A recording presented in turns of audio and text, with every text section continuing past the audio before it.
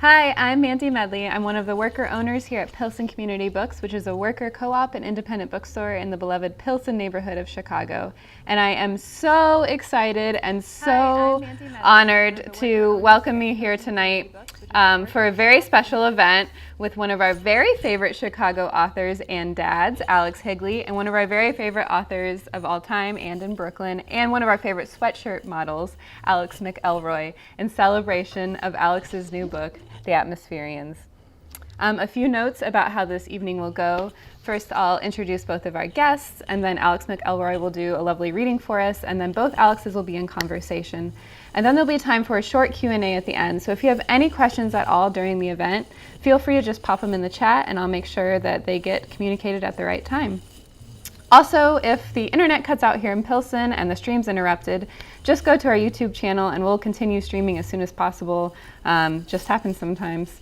And I would be a terrible, terrible bookseller if I did not mention that you could buy The ATMOSPHERIANS and Alex Higley's books as well on our website at pilsencommunitybooks.com. And with that, I'll introduce tonight's guests. Alex Higley is the author of Cardinal, which was longlisted for the Penn Bingham Prize for Debut Fiction and Old Open, and he lives in Illinois, and I will say he also has the most adorable kids. Alex McElroy grew up as an only child in rural New Jersey, moved across the country to Oregon at 19 years old, and now lives in Brooklyn. Lucky them. They received their MFA from Arizona State University and their PhD from the University of Houston. Their writing has been supported by the Bread Loaf Writers Conference, the Tin House Writers Summer Workshop, and the Swanee Writers Conference, and the Elizabeth George Foundation. And The ATMOSPHERIANS is their first novel. All right, I will turn it over to you, Alex, for a reading. All right. Thank you. Thank you everyone for coming tonight. So it's really great to be here. Thank you, Pilsen, for having me. It feels great to finally be connected with this sweatshirt that I've been wearing for months. And it's great to be here with you, Alex, a reader who has read a very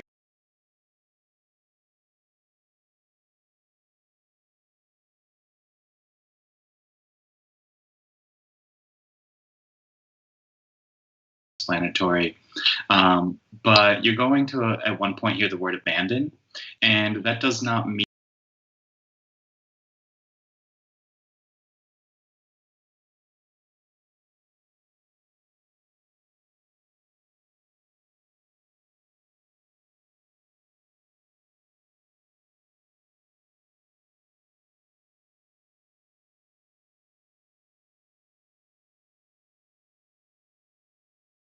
collectible knives, men who brewed IPAs in their best friends' basements, who proposed marriage at basketball games, and would fight anyone who didn't think The First Lethal Weapon was a classic. I fucked them because I liked predictable men, the guarded and repressed. Sensitive men couldn't be trusted. They assumed their sensitivity made them special, deserving of praise. The most sensitive men were, at their cores, narcissists who constructed elaborate expectations for how relationships were meant to evolve.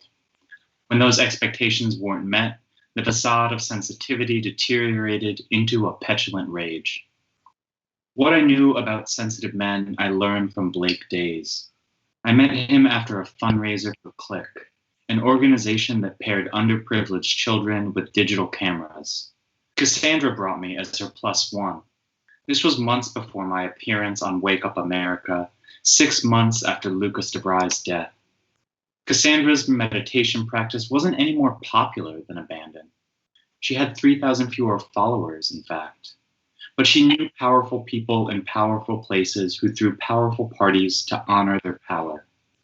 She reveled in wielding her influence for me. It is absolutely crucial, she said, that people with privilege use it to advance the careers of people like you. She drifted away from me as soon as we entered the party. I was approached by Cy Cunningham, an acclaimed podcaster who had recently completed a month-long silent retreat in a derelict boathouse. I developed a profound admiration for my pulse, he told me. I got the sense he isolated himself only to later tell people about it. We stood amid a crowd of bright, beautiful people with cocktails cool in our hands. Sai wore a tuxedo the color of matcha. Product weighed down his curly black hair in waves. A mole poked out of his lip, and it took everything in me not to touch it. Have you listened to Silence? He asked me. You're that Sai, I said, like I didn't already know. People like Sai preferred to reveal their identities, like superheroes peeling off masks for the public. Silence consisted of 60 minutes of silence, plus 2 segments from sponsors, and on rare occasions, it was rumored, Sai could be heard breathing into the mic. His most committed listeners argued for the authenticity of these moments with the enthusiastic paranoia of alien abductees. Ciphers, they called themselves. Sai placed his empty glass on a passing tray. These parties are such an illusion, he said. I couldn't tell whether he was trying to sleep with me or if I was trying to sleep with him. They don't mean anything, never have. I don't know what keeps me bringing me back. His words dripped with the cultivated wariness of familiarity. He'd been born on the Upper East Side, the only son of a hedge fund manager and a hedge fund manager's wife. He'd been raised in parties thrown by people who hated parties.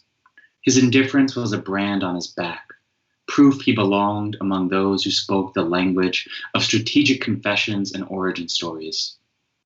Where I grew up, wariness and indifference arrived in the form of soul-brooding lethargy, in phrases like, "What can you do?" Indifference resulted from being treated indifferently. At events like this, talking to people like Sai, I felt as if I were crossing a rickety wooden bridge, clutching the frayed rope handles, stepping over rotted slats in the bridge, and waiting to plummet into the canyon beneath. But the topic of wariness bored me, and when our conversation lulled, I asked a question that I loved asking strangers. What's your least favorite city? Party questions, Sai scoffed, then excused himself. The bridge cracked under my feet. On a white steel stage at the front,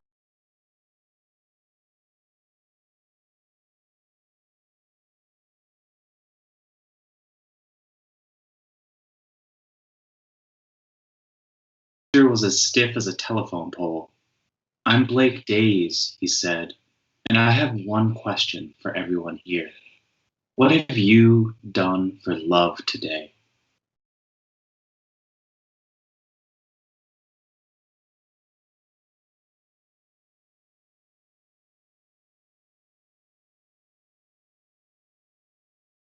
Marked door in the corner. The crowd gave a bewildered ovation. Claire Lance, the founder of Click, stepped on stage. She was as trim and sharp as her name and wore her platinum blonde hair in a bob cut with a saber. Her appearance had the permanence of a mountain. She lived outside of time, outside of judgment. In addition to Click, she'd founded dozens of orphanages in sub-Saharan Africa, so stylish and modern, the orphans dressed immaculately, but no one criticized her for having an obvious white savior complex. Thank you for coming tonight, she said. Your generous donations this evening will help put cameras into the hands of over 500 malnourished youth. As everyone clapped, I surveyed the crowd for Blake, convinced he was the only interesting person at the party. When I started Click, I never dreamed of a day like today. We have done so much for these children, but the fight must continue until all underprivileged children have access to documentation. More clapping. This evening, it is my profound honor to unveil the first annual Click Silent Auction, sponsored by Silence, the podcast. Soon, you'll have an opportunity to bid on photos taken by actual Click children. Purple drapes were drawn back from the wall behind her to reveal a grid of framed photos. The photographs were familiar to me, with their dim living room lighting, the cabinets full of bulk, off-brand junk food, the tables cluttered with colorful bills, the harried mothers on couches clutching their feet, the fathers dunking their heads in their gnarled hands, the dismantled automobiles on cinder blocks in overgrown yards, the carved-oven sheep open sheetrock and half-remodeled bedrooms, empty change jars in kitchens, inflatable mattresses deflated on living room floors. The photos reminded me of the apartments I'd shared with my parents before they split up. I saw on these houses the houses of aunts and uncles who lived in the impoverished wake of shuttered factories in Pennsylvania. Aunts and uncles and cousins I hated to visit out of an unspoken fear their misfortune might infect me. Though I knew enough to feel embarrassed of my upbringing, at least compared to the other guests here, I never considered myself poor. My parents were just well off enough to fear the shame that poverty carried. If they couldn't afford something, they bought it on credit. And every few months, they opened new credit cards to pay off the old ones, constructing an elaborate Ouroboros out of their debts. All that effort landed them on the wall, alien enough to be bought, studied, commented on. More than anything, pitied. Farther down the wall were starker depictions of woe, photographs taken by children who lived on the streets, refugee children, the children of addicts. Bidding on these started at twice the amount of the photos familiar to me. All proceeds support the continued efforts of Click to ensure our mission will thrive far beyond our lives. Lance smiled. Folds erupted. Crowd applauded volcanically. The photographs beamed on me like a spotlight from a guard tower. I split the crowd for the exit and didn't look back, fearing my expression might betray shame rather than pity. Cassandra gripped my wrist. "It's devastating," she said, hand on her heart. "The lives of these children make me want to weep for a week." I told her I didn't feel well. "Oh, I get it," she said. "How could anyone feel well around photos like this?" "It's not the photos," I said. "I'm lucky I haven't fainted. I want to take every one of these children into my home. Oh dear, I wish there was more I could do for them than bid. Bidding won't do anything for them," I said. "Pessimism is poison, Sasha. I'll loan you some money. Pay me back whenever I'll give you the money." If she didn't know why the photos unsettled me, after all, I'd called off work to join her here, and I didn't want to tell her. Instead, I accused Click of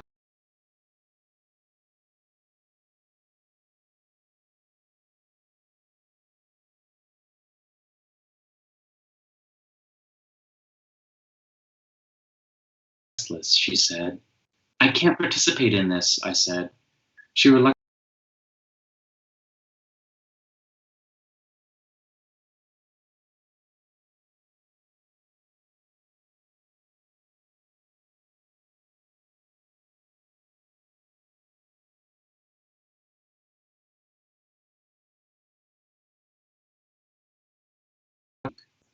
"If the fundraiser made you uncomfortable, then I want to show my support."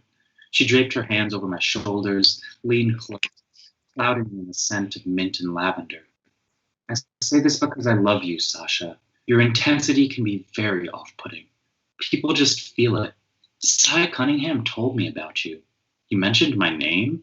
You're always wanting something. You're always trying. I don't even think I told him my name. You didn't. He described an antsy woman, or a nervous woman, and my heart sunk when it dawned on me that it was you. People don't like people who want something from them. But I do want something from them. I want the same things you want from them: their attention, their support, their money. I need their money," I said. "Unlike you." "Whoops, rewind," she said, then contorted her mouth. She held up her palm as if carrying something and flicked away that invisible something, the comment that I had just made. All was forgiven for now. "Only by wanting nothing do we receive anything," she said, posing chin up.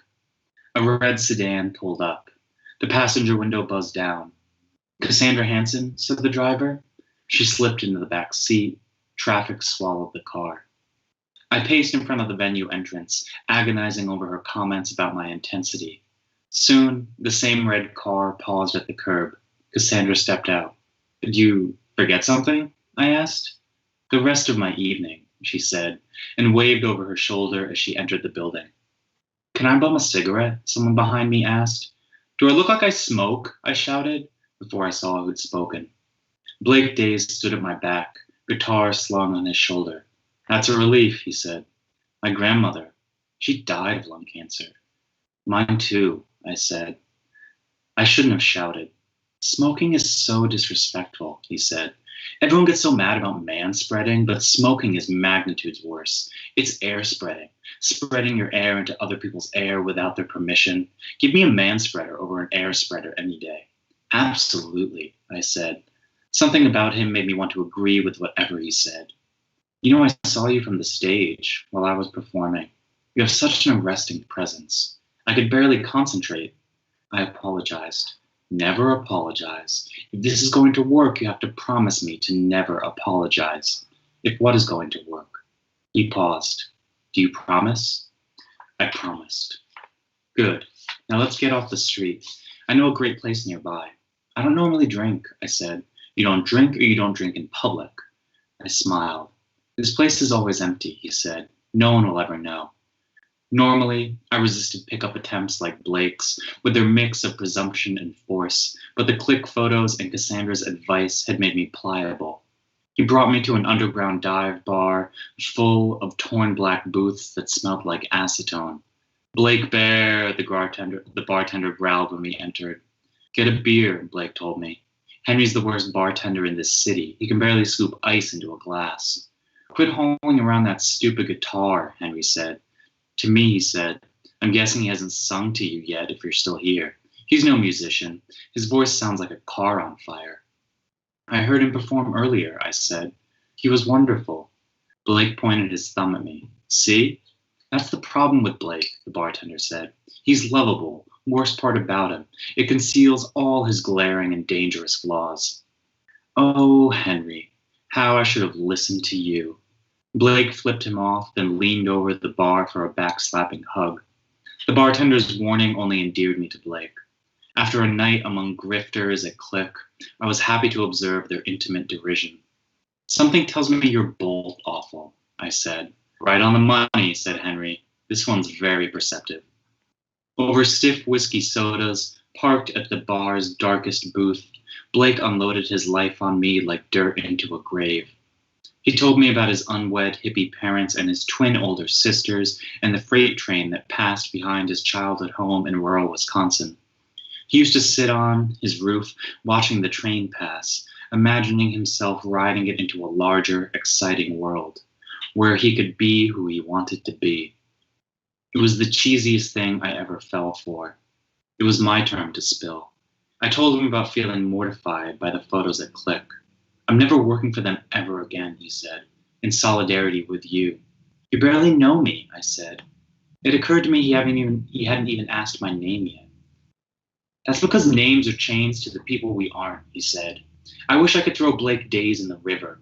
Every time I say Blake, you think of every Blake you've known before me. I'm not those Blakes, but those Blakes shoulder in alongside me. I say we abolish permanent names. Everyone we meet should assign us a name of their choosing. I was charmed by his enthusiasm. With a laugh, I asked, what would you call me? He leaned over the table and took my hands in his, circled his thumbs in my palms. This is tough because, as you said, I hardly know you. I don't even know where you're from. But based on our evening so far, and what an amazing evening, I think I would call you Sasha. I'll stop there. Thank you. Thank you. Alex, I'm so glad you read from that section of the book. I feel like there's so much in that Click section that really speaks to what the book is about and some of the power dynamics at play with these characters and really gets to the heart of what you're up to. There was one line you read that I feel like could be a good way into understanding the way you approach some of this. I hated to visit out of an unspoken fear their misfortune might infect me. And it made me think about how power and the pursuit of power and wealth in this book is so conditional and tenuous for these characters, whether it be Sasha, being canceled overnight essentially for one comment, or Dyson really not knowing how to run a cult and needing support, Roger, Sandra, any of these characters, they're so close to a fall. And I was curious, did you observe a power dynamic or a relationship like that led you into this work? Or was it something that got teased out as you were further along in drafting? Yeah, that's really interesting, and I'm glad that you're sort of picking up on all those power dynamics, because I think that's really important, that everyone is sort of like striving in this book. I don't know if there was anything in particular, like there wasn't a sort of single moment that made me think, oh, this is the true sort of inspiration for this. A couple things that were really coming to mind to me. I read the like John Ronson book, right, which is like about essentially like people who had all been canceled and the interviews with them. That was really fascinating for me because it offered like an exaggerated take of like, what could possibly happen. I was also, I think, really interested in the ways in which power sort of wields its own victimhood, which seems to be something that we're dealing with sort of all the time right now. And that was really intriguing for me. And when I was working on this book was at a time when we were, I think, in like the early stages of figuring out like what cancel culture was. And I think in the moments when it was like a good idea, like something that I think about all the time is like Milo Yiannopoulos was planning to go to like a college campus and out a bunch of trans students. And then that university like canceled him from speaking there. And that seemed like an appropriate thing to do. And there was like rejoice, like, we can stop these people from, committing harms. However, what ended up happening, especially at the University of Houston, where I was, and I think at all Texas universities, is that speakers ended up having to put a rider into their contracts that said that they would never like say anything bad about Israel.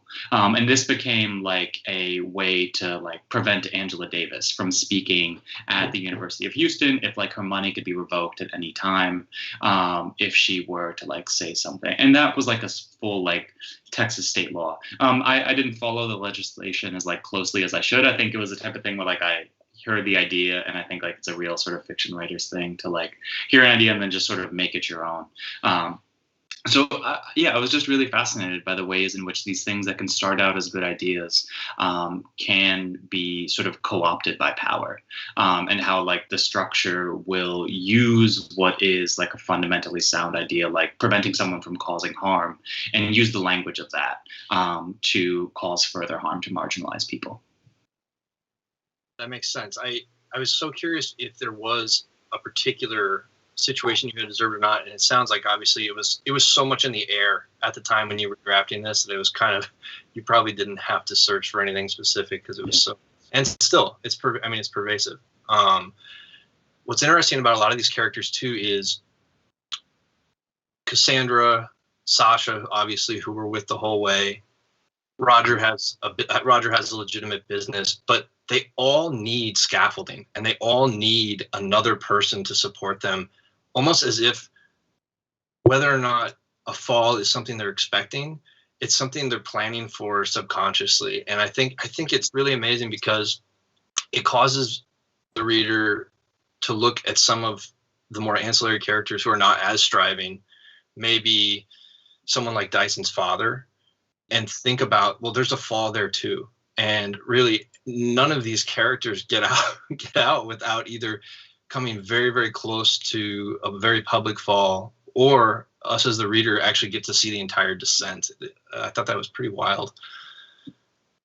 Yeah, this is, you spoil that this is not like a light romp summer beach read.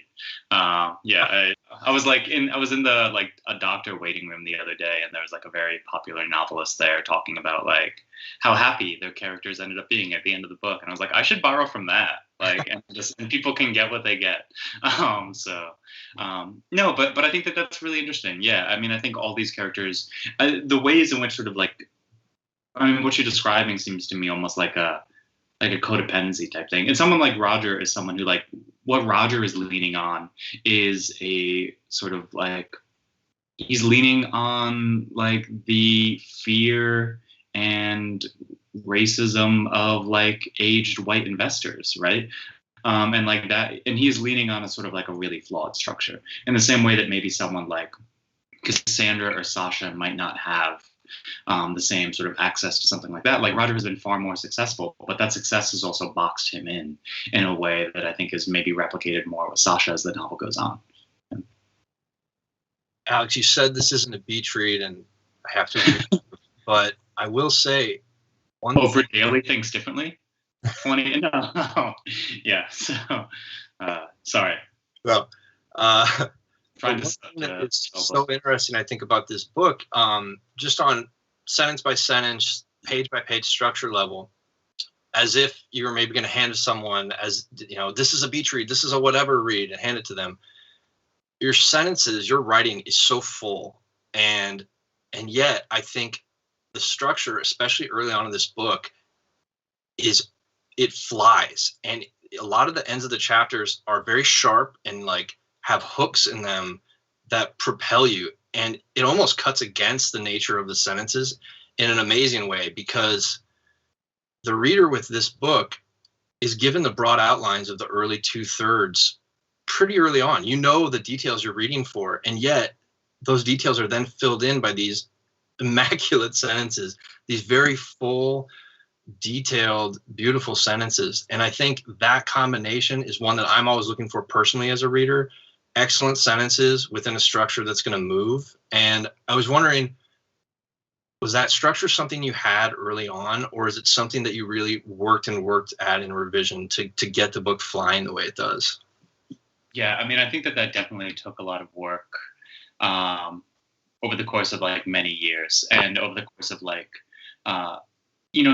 finding things to happen for these characters was a huge thing, and sort of moving outside of the main world. And something that I've talked about in a couple of interviews is like this.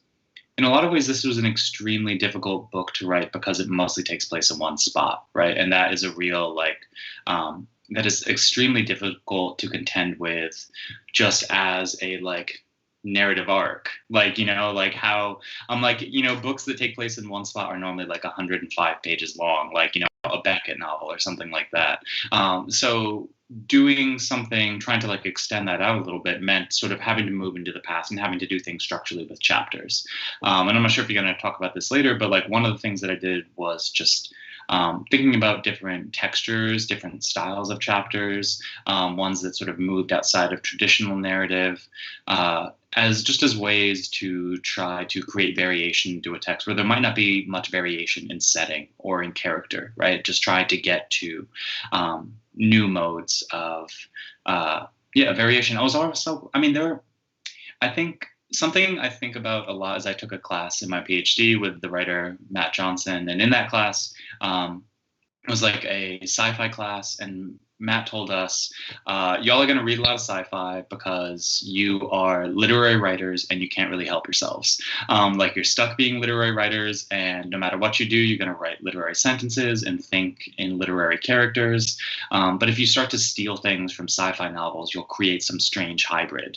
And I think that's something that, even though I wasn't reading a lot of sci-fi, I was always trying to take from things that weren't high literature, and trying to I felt like there was part of me that I knew how to write sentences, what can I sort of go in a different direction to figure out, took what I actually knew and then just try to which could mean watching a lot of I really love awful action movies, and I watching a lot of those. I think can be a great way to learn how to get hooks and things like that, or really cheesy Netflix sci-fi shows can be great ways to especially shows that have to have a chapter ending type thing that will keep you want you to keep going.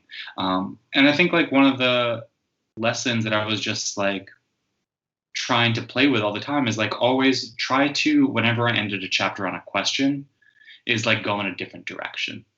For instance, every time I would create some mystery at the end of a chapter, I would then go into backstory, right? Because it's sort of like a commercial break, right? And that backstory sort of functions as a commercial break in which now I need to eat my vegetables and get some character exposition. But all I really want to care about is how that chapter ended and what is going to happen with those people. So that I think is just a fairly cheap trick. I think a lot of books are just composed of cheap tricks and just trying to do those well.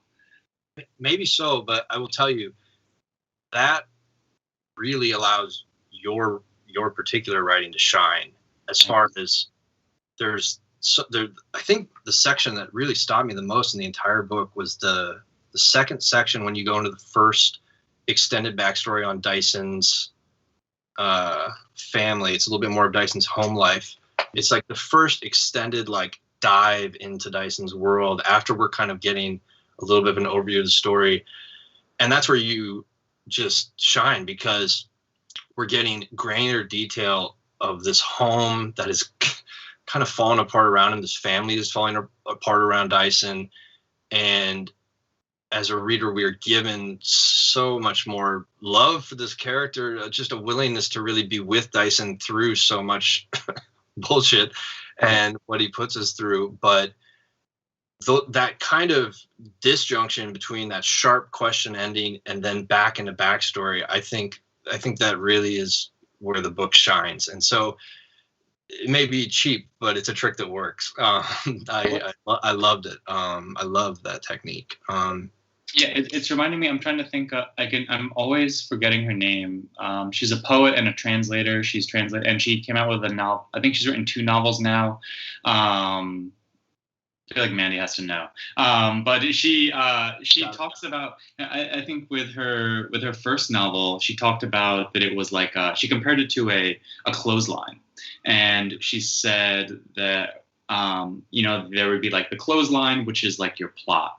And on that plot, you hang the things that you are interested in. Mm-hmm. And so I thought about that all the time, right? I think in the beginning of the book, of her book, like someone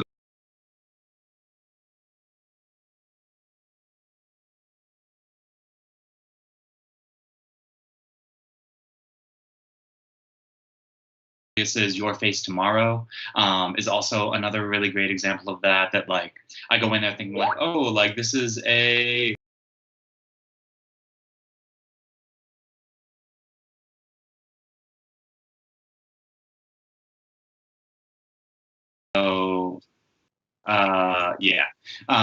but yeah, anyway, we're like, I feel like we're on like reading Jeopardy right now. But anyway, but that was something that was also like on my mind all the time, like how can I try to really create that clothesline, and how can I like hang what I'm really fascinated in? And I think when I was really fascinated in something like things like Dyson's basement, where they're watching the bootleg flea market movies, are something that like that was just me riffing on something I found so interesting as a kid. Like when friends and I would like buy a bootleg DVD, and it was so strange. Like the first time that we were realizing that like they were it was just like a handheld camera in a movie theater, and how you were just watching 2 things happen at the same time, which of course is like unintentionally replicated later on in the book. Once there's like the sort of later sort of barn sections that are happening. And yeah, so I think it was just like really exciting for me when you realize that like the novel, something I've been thinking about is like there's no place to hide in a novel. And like there was always in my last year of my PhD, I took a novel class in which everyone like submitted a full novel, and you would always finish that class knowing secrets about whoever had just workshopped. And even if like their name wasn't in there, you would just know something about it, because you like, in order to write 300-400 pages, you need some part of yourself in there. And that would like inevitably happen. And I think that's something that was happening in this book, especially in the final stages. I would realize that like the more that I could lean into the things that like confused and fascinated me, and those things would continue to repeat themselves, like the patterns would emerge throughout the rest of the book, it became just a lot more exciting. The other thing that the different textures that you provide give this novel is, in a lot of the coverage, I keep seeing the word satire, and undoubtedly there's satirical elements to this. But I got to be honest, without some of the questionnaire chapters or some of the different presentations like that within the book, I bet if you handed me the book, did not ever use the word satire, and I hadn't read any of the coverage, I never would have arrived at that by myself, which I think is to your credit, because sometimes satire is led with in a way that I find obfuscates every other thing that's great about the book. And the thing that is so unique about the Atmospherians is really until you hit the first man horde section and you get Sasha's first reaction, I think you can read it completely as just realist fiction pulled from the headlines. Nothing that happens to any of these characters is outlandish, especially anyone who's been alive the past 2 years. But I was wondering how you understood the satire within the book, or if it's something that you kind of let readers modulate for themselves and don't really think about it too much. Yeah, I mean that's really interesting, and this is probably goes back to what I was saying like a second ago, that like a novel just like has a person in it no matter what. And I think like my own sense of humor is extremely grim. And so there are things that like I find very funny in the book that other people like might not at all, right? So there's a sense in which I can like see the satire in a thing, even if it does come off as like fairly grim or morbid. As for, I mean, it's something that I have thought about a lot, and I have like another friend who's like extremely brilliant, who I did my PhD with, and talking to him a lot. He's someone who was really interested in satire, and like a complaint that we had for years was that like satire seemed extremely toothless in ways that like you would see something was like labeled as satire, but it would feel like Late Night with Jimmy Fallon, and it would be something like, oh, like aren't laws dumb, and it's like this isn't like funny, like this isn't like, and I think there was always a question of like who is I think jokes in a lot of ways like necessarily like attack people, right? And I think jokes that do and by that I mean like a punch up versus punch down thing, and I think the joke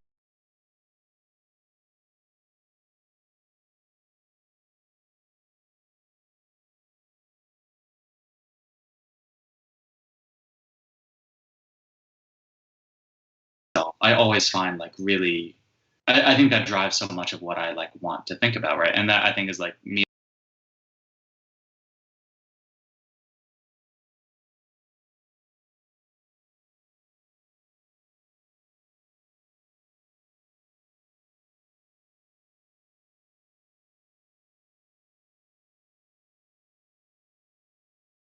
The gaps in their own knowledge that they're not able to see for themselves, which reminds me of like the awful like I remember one time at like 21, a friend tried to like talk me into joining a fairly like corporate cult, and I went to like one of the like intro meetings. As my friend was in like the big 3 hour meeting, and I tried to like convince me to pay like $3,000 to do one of those like 17-hour courses where you're not allowed to like take a sip of water. And and something like that was really, really funny to me is that the leader of this group, like very unintentionally started quoting Donald Rumsfeld in this way, in like such a self-helpy way, because he was like, there are things that you know, and there are things that you know that you know, and there are things that you don't know that you know, and those are the unknown like knowns. And I was just like, what is happening here, right?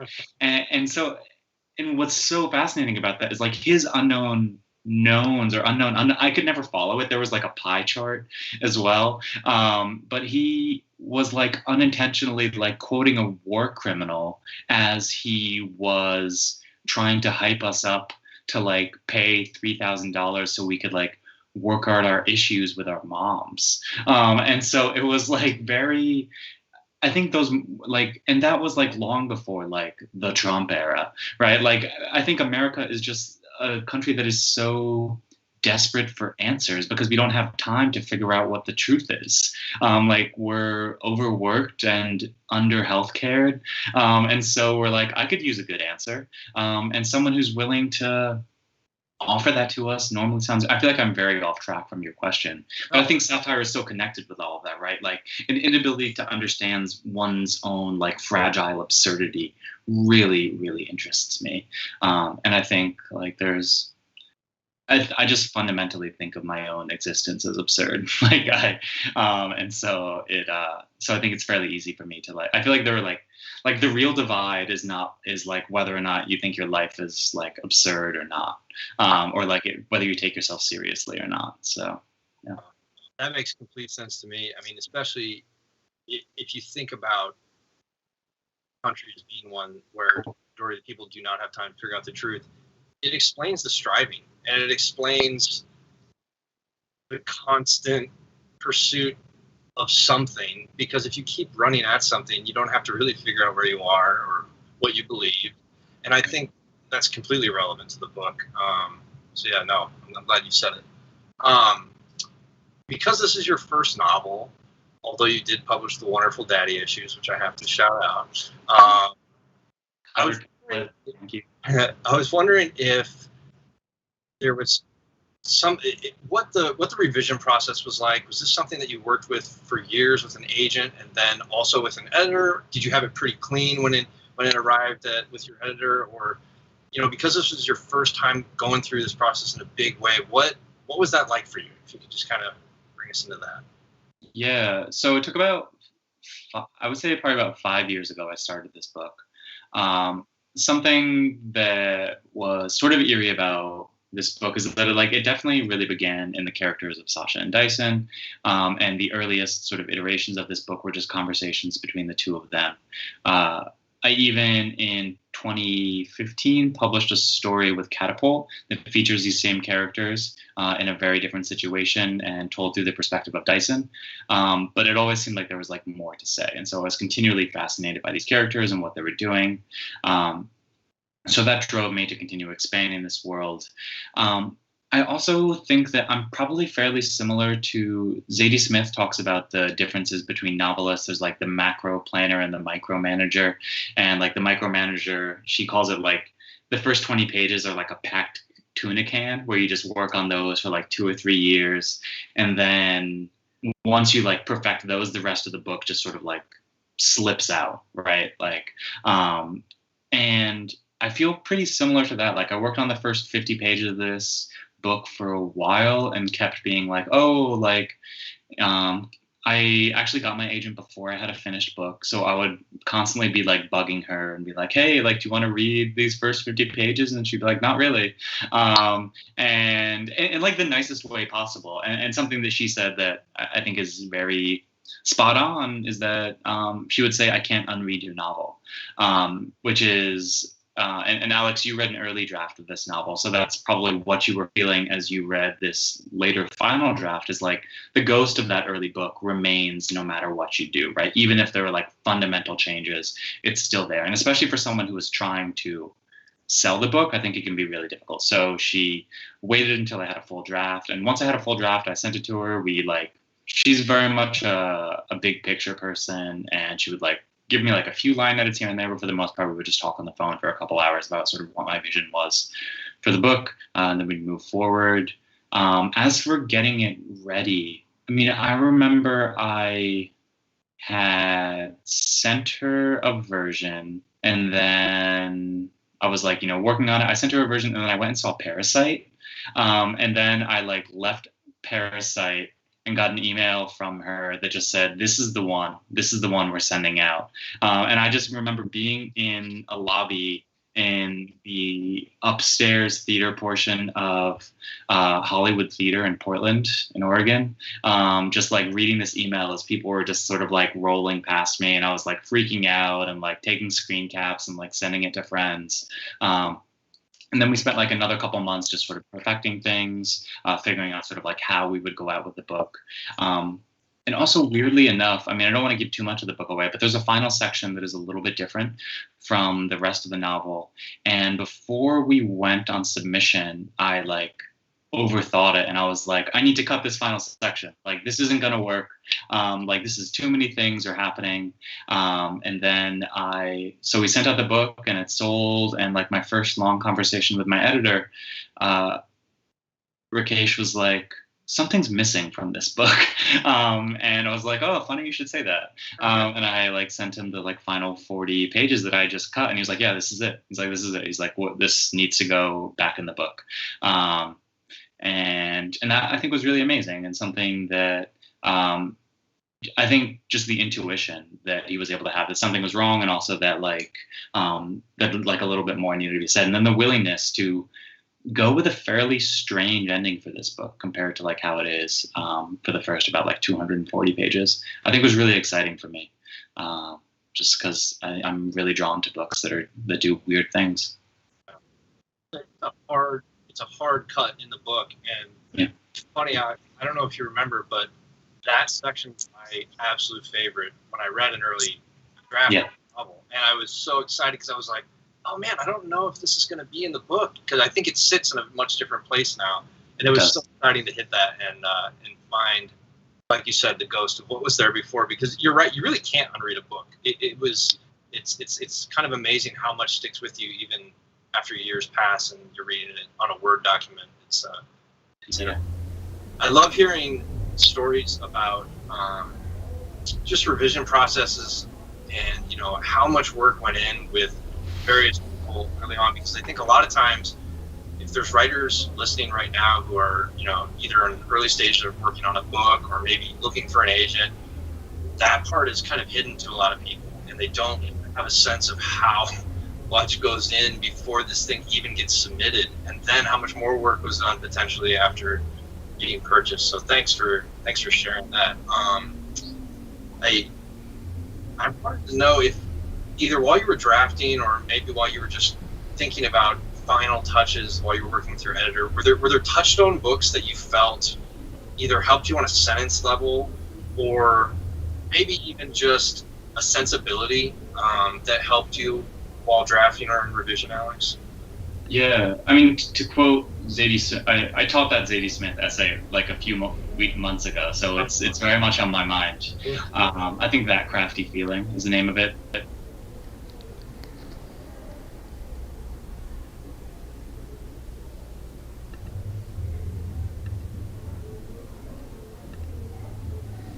Would read instead. I don't know, Henry.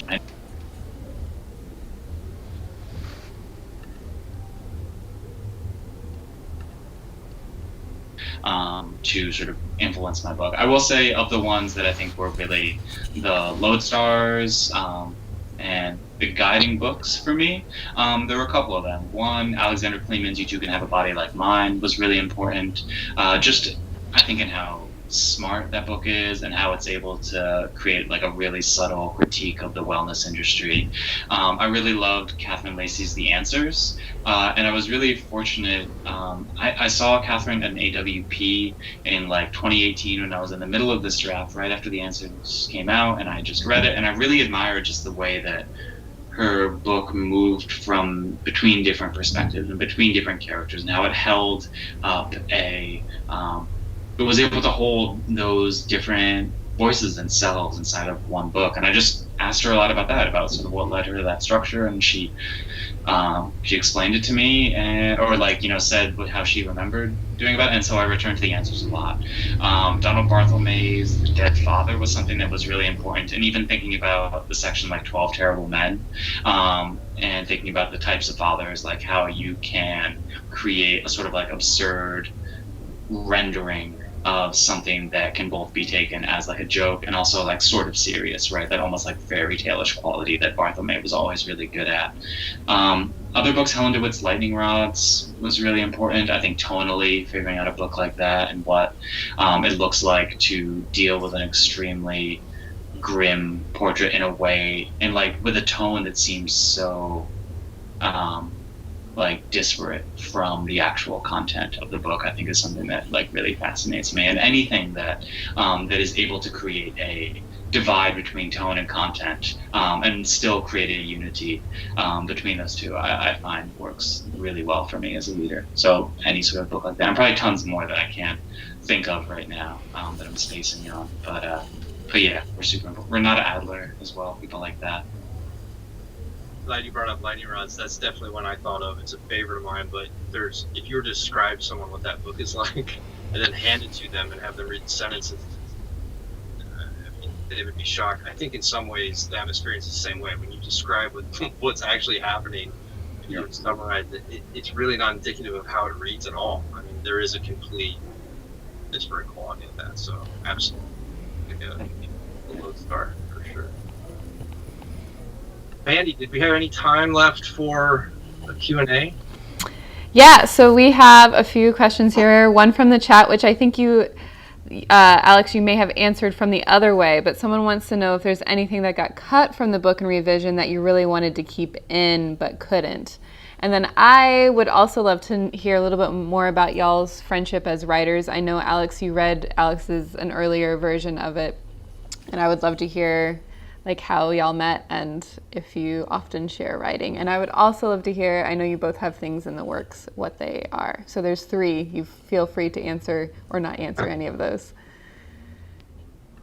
I will say something that was really key for me when I was revising is I started to recognize that I had a lot of scenes that were doing the exact same thing, but differently.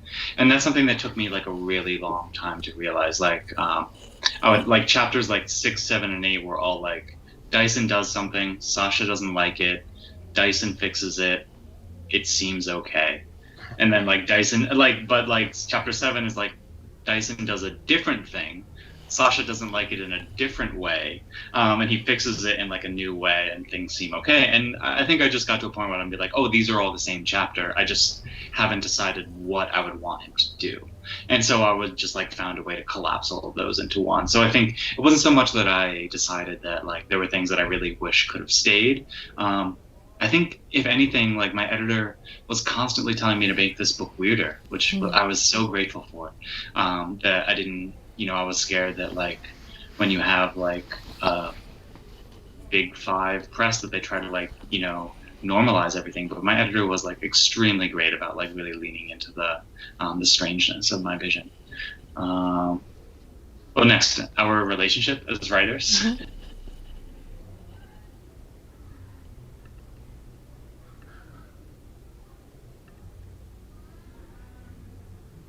Willie Fitzgerald is a mutual friend.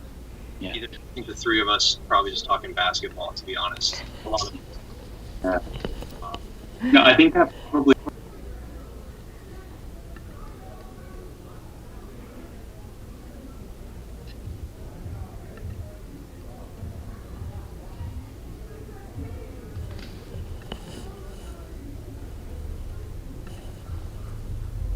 That was probably, I think that was it. And then we just started exchanging. I think you asked if I would want to exchange novels. And we just went. Yeah. Awesome. I would love to hear a little bit more. I know the dreaded question, what's next? So don't feel pressured to answer it. But I also follow Alex Higley's podcast, so I'd love to hear a little bit more about that. And also Alex McElroy, what you're working on if you want to talk about that. I'm working on a novel right now that is almost done, and I think of it as magical autofiction, and I think of the book as like Rachel Cusk meets Freaky Friday. So that's what I'm working on right now, and I should probably just leave it at that so I don't spoil anything. Yeah. Well, absolutely sold. We are about to go out on submission with a novel next month, Randy. And yeah, excited. It's been very similar to the process Alex is describing. I think it's been about 5 years on this one, and it's taken a lot of different turns. So really excited to be getting to the point where we're going to send it out. And and then also just the podcast every week with Lindsay Hunter. I'm a writer for Others Respond, and which Alex is definitely going to come up. So that's what we're doing. Rad. I cannot wait for some magical autofiction. I thought that like maybe autofiction was done, but like that description, I'm sold. Oh, yeah. Editors, if you're watching, contact my agent. Wants a partial manuscript. Great. Well, we're nearing the end of our time together. Are there any final thoughts? I want to thank you both so much for joining us. I've been looking forward to this. This is actually our last event of the season, and we're definitely going out with a bang. So thanks for joining us. But if there's any final thoughts, I'll turn it over to you. I don't think so. Do you have anything, Alex? Just want to say thank you. I feel honored to be with you at this point, my friend. It's so cool to get a Word document and then see something really special happen like this. So absolute pleasure. Yeah. No, it's a real pleasure to be talking to you as well. So I'm glad that. So the novel that's going out, it's the one that I read. Yeah. Excellent. So soon I'll be in the other position. There you go. But no, thank you so much, and thank you all the work that you're doing too, Alex, like with the podcast, and thank you, Mandy. I mean, I'm for making these sweatshirts, for making Pilsen. Yeah. So I really appreciate it. My only article of clothing, as we have decided. So I'm really honored to be here tonight, and thank you so much, everyone who's read the book, everyone who's bought the book, and I'm just super grateful for all of it. It was a difficult book to write that I wrote during a pretty difficult stretch, so I'm just glad it's out in the world. Well, thank you, Alex, for making our sweatshirts look cool, and thank you for writing this wonderful, wonderful book. And again, everyone pick it up at pilsencommunitybooks.com or any other independent bookstore. It's really wonderful. All right.